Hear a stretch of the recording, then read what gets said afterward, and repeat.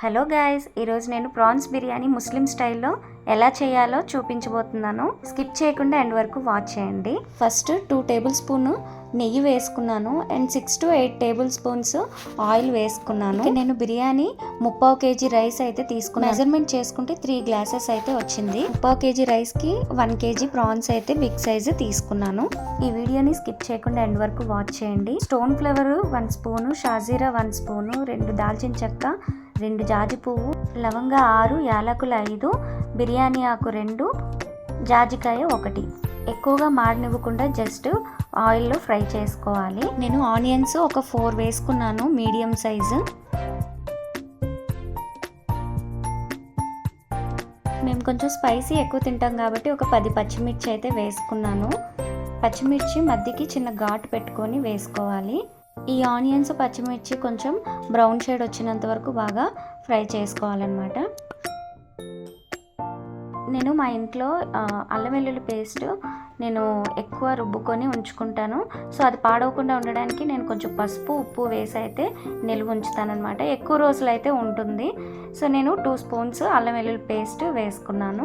మా ఇంట్లో బిర్యానీ ఆకు చెట్టు ఉందని చెప్పాను కదా, సో ఇది ఆప్షనల్, ఉంటే వేసుకోండి లేకపోతే లేదు. ఇది ఎక్కువ ముస్లిం వాళ్ళ ఇంట్లో ఉంటుంది.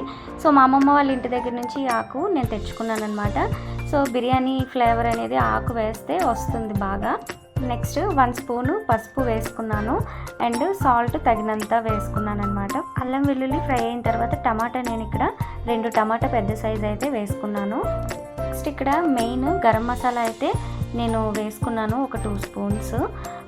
తర్వాత ఒక పిడికెడు కొత్తిమీర అండ్ పుదీనా వేసుకొని బాగా ఫ్రై చేసుకుంటున్నాను. 3/4 kg రైస్కి కేజీ రొయ్యలు తీసుకున్నాను. ఈ రొయ్యల్లో పసుపు, ఉప్పు వేసి బాగా క్లీన్ చేసుకొని అయితే వేసుకుంటున్నాను. ఈ రొయ్యల్ని ఒక 5 మినిట్స్ బాగా ఫ్రై చేసుకోవాలి. దీంట్లో ఈ మసాలా అంతా రొయ్యకి పట్టినంత వరకు. ఇలా వాటర్ అంతా వదిలేసిన తర్వాత నేను బిర్యానీకి స్మాల్ రైసే నేను వేస్తున్నాను. సో దీన్ని 1/2 అవర్ నానబెట్టుకున్నాను. రైస్ అంతా వేసుకొని బాగా కలుపుకోవాలి.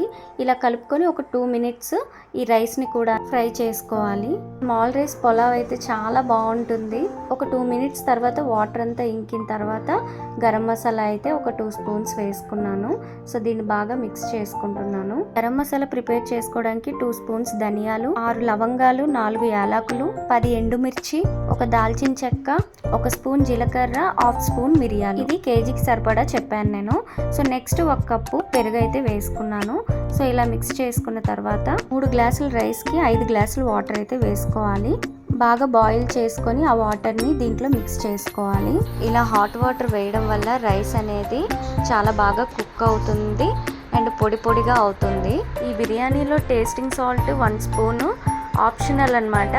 వేసుకున్నా పర్వాలేదు, వేసుకోకపోయినా పర్వాలేదు. దీన్ని ఒకసారి కలుపుకొని మూత పెట్టి 10 to 15 మినిట్స్ లో ఫ్లేమ్లోనే కుక్ చేసుకోవాలి.